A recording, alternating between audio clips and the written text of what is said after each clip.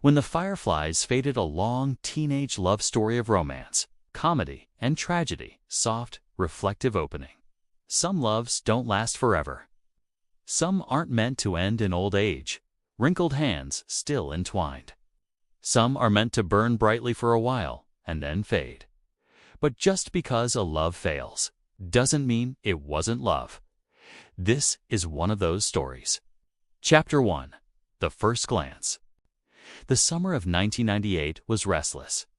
The air buzzed with cicadas, kids rode their bikes down cracked sidewalks, and teenage hearts beat faster than they knew how to handle. It was the summer Emily Carter first laid eyes on Michael Hayes. Emily was 16, bookish, shy, the kind of girl who carried a Walkman everywhere and filled the margins of her notebooks with doodles. Michael was 17, loud, reckless, with a grin that made teachers groan and girls laugh. They met at a 4th of July bonfire by the lake. Emily had come reluctantly, dragged by her best friend Sophie. She was sipping a flat soda when Michael, holding 2 marshmallows stuck to a bent stick, plopped down beside her. "Do you want one?" he asked, his hair sticking out in every direction. She wrinkled her nose. "That's not a marshmallow. That's a crime against sugar." He grinned. "Al. So you noticed my cooking skills?" That was the beginning. Simple, clumsy, perfectly teenage. Chapter 2. The summer of everything. From that night on, Emily and Michael were inseparable. They stayed up too late on the phone, whispering secrets while their parents thought they were asleep. They biked to the corner store for slushies, raced each other through the park, and spent hours lying on the hood of Michael's beat-up car, staring at the stars.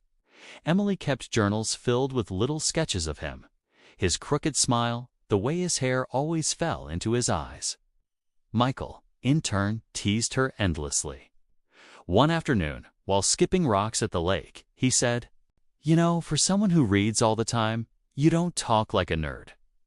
Emily rolled her eyes. "And for someone who acts like a clown, you actually have moments of almost human intelligence." They laughed until their sides hurt. It was awkward, messy, full of silly fights and inside jokes. But it was love. Raw teenage love. The kind that fills your whole chest until you feel you might burst. Chapter 3. The comedy of errors. Of course, teenage love is never without its disasters. Like the time Michael tried to impress Emily by climbing the old water tower, only to get stuck halfway and have to be rescued by the fire department. The whole town showed up, including Emily, who shouted from the crowd, "Smooth move, Romeo." Or the time Emily tried to bake him a birthday cake and forgot the sugar. Michael took a bite, gagged dramatically, then declared, "This is it. I'm dying. Tell my mom I loved her cooking better." They laughed, embarrassed, but that was the beauty of it. Their love wasn't graceful. It was stumbling, ridiculous, alive. Chapter 4. The cracks begin, but summers don't last forever. By August, the letters of college acceptance were already pinned on refrigerators. Michael was set to attend a technical school 2 states away. Emily still had 1 year of high school left. The night before he left, they sat by the lake where they'd first met. Fireflies flickered around them, their glow dimming as the night grew colder. Michael's voice was unsteady when he said, "Promise me this isn't the end." Emily swallowed hard. "We're not like other people. We'll make it work." And in that moment, they believed it. Truly. Chapter 5. The letters. At first, they wrote constantly. Long letters filled with doodles, jokes, dreams. Michael called every weekend from the payphone outside his dorm. But life has a way of creeping in. Calls grew shorter, letters less frequent. Emily would sit at her desk, pen poised, waiting for inspiration, but sometimes all she could write was "I miss you." Michael found friends, late-night parties, distractions. Emily found herself staring at the phone, waiting. They began to fight, about missed calls, about unanswered letters, about the silence that grew louder between them. Chapter 6. The goodbye they never said. By spring, the cracks had deepened. Michael visited less. Emily stopped writing.